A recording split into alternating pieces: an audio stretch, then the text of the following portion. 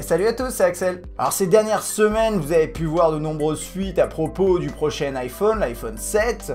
Je pense qu'aujourd'hui on arrive à un stade où on a suffisamment d'informations pour en parler de manière assez concrète. Donc c'est parti. On attend l'iPhone 7 pour septembre prochain, là on est un mois avant. On est à peu près sûr des données, la plupart, enfin des données centrales à propos du produit. Donc bien entendu, tout ce que je vais vous dire dans cette vidéo, c'est à prendre avec des pincettes, il n'y a rien de confirmé. Mais on a quand même des données qui sont assez solides. Alors à un moment, on a entendu parler de 3 produits. L'iPhone 7, l'iPhone 7 Plus et l'iPhone 7 Pro. Et on avait même vu des mock-ups qui sont apparus en ligne. Il s'avère a priori qu'il y aura plutôt 2 produits, l'iPhone 7 et l'iPhone 7 Plus, à savoir que ce Plus aurait les caractéristiques telles qu'on l'a vu sur la version Pro. Et bien sûr, je vais détailler tout ça et on va commencer par les specs. Specs supposés, bien entendu. Pour l'iPhone 7, on s'attend à avoir quelque chose qui ressemble fortement au 6S, avec un écran de 4.7 pouces, peut-être du OLED, d'après certaines rumeurs, encore une fois là, il n'y a rien de confirmé, et a priori en 750 par 1334.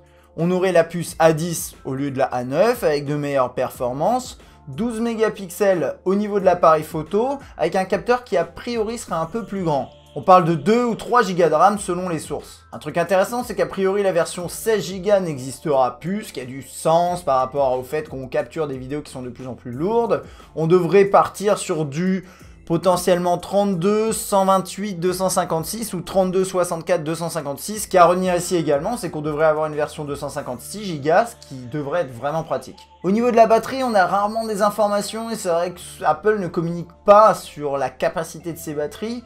Mais d'après OnLeaks, on parle de 1960 mAh pour l'iPhone 7 contre 1715 qu'on avait sur le 6S. Un peu plus de capacité, mais en même temps une puce qui est plus puissante, donc à voir si ça se contrebalance ou si le produit est plus performant en termes d'autonomie. Alors pour le 7 Plus, qui serait un produit plus grand, c'est logiquement, on serait toujours en 5.5 pouces, potentiellement en OLED également, et a priori toujours en Full HD. On aurait la puce A10 bien entendu, et 3 Go de RAM à côté. Ce qui va être intéressant, c'est qu'ici, à l'arrière, on aurait un double capteur photo, 12 mégapixels, un petit peu comme ce qu'on a sur le P9 de Huawei avec le partenariat avec Leica, ce qui permettrait d'offrir une meilleure qualité, notamment en lumière basse, simuler une profondeur de champ, la possibilité éventuellement peut-être de zoomer. Alors bon, on n'a pas plus d'informations par rapport à l'utilité de ce double capteur, mais globalement, c'est normalement pour optimiser la qualité photo. Allez, passons maintenant au design. On reprend celui du 6 et du 6S,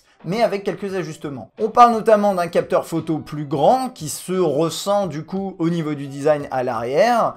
On a des lignes d'antenne qui sont intégrées différemment, ça passe autour plutôt que de passer au milieu, bref c'est un détail mais c'est une façon de distinguer le produit. Il serait également un poil plus fin, mais rien de fou. Et intéressant, on n'aurait pas de jack 3.5 mm, un petit peu comme sur le Moto Z. Alors ça fonctionnerait via Lightning ou bien sûr Bluetooth. D'ailleurs, on parle d'une nouvelle puce Bluetooth qui a été pondue en interne apparemment pour consommer moins de batterie. Ou bien sûr, faudra utiliser un adaptateur. Et d'ailleurs, on a vu, il y a eu des fuites d'un adaptateur qu'on a vu qui permet de fonctionner en Lightning et derrière ça nous offre un jack. Avec ce changement plutôt majeur niveau audio, on s'attend à ce qu'Apple annonce en plus un accessoire audio de type un casque sans fil qui pourrait éventuellement être proposé avec le produit. Alors pas directement dans la boîte mais en achat supplémentaire. Alors comme il n'y a pas de jack sur le côté, on voit sur les designs qu'il y a une grille, on va dire une grille de haut-parleurs qui est en plus en symétrie par rapport à la première. Alors soit c'est comme sur certains produits purement esthétiques avec le micro qui est derrière et basta, ou bien il y a un double parleur plus balèze pour compenser un petit peu cette absence de jack qui va en embêter plus d'un. Et pour l'instant, bien entendu, on n'a aucune confirmation par rapport à ça. Autre changement important, le bouton mécanique d'accueil sera remplacé a priori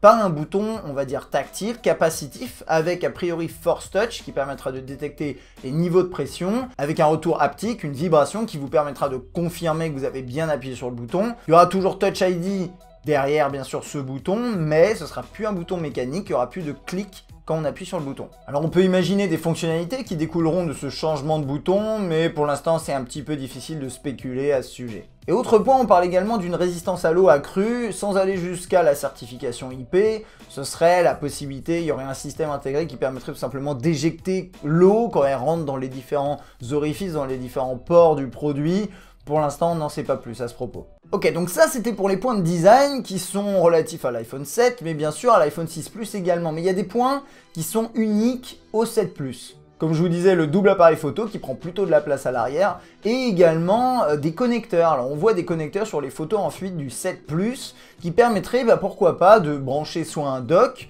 soit des accessoires supplémentaires. Est-ce qu'on irait jusqu'à un produit modulaire? Je ne pense pas, mais pourquoi pas? On pourrait également avoir des accessoires qui seraient annoncés en parallèle du 7 Plus et qui viendraient se connecter sur ces éléments-là à l'arrière pour apporter des fonctionnalités. Au niveau des couleurs, on devrait retrouver les classiques avec argent, or, rose. On parle de la disparition éventuelle du gris sidéral au profit d'une sorte de noir, le Space Black, un petit peu comme sur l'Apple Watch si vous voulez.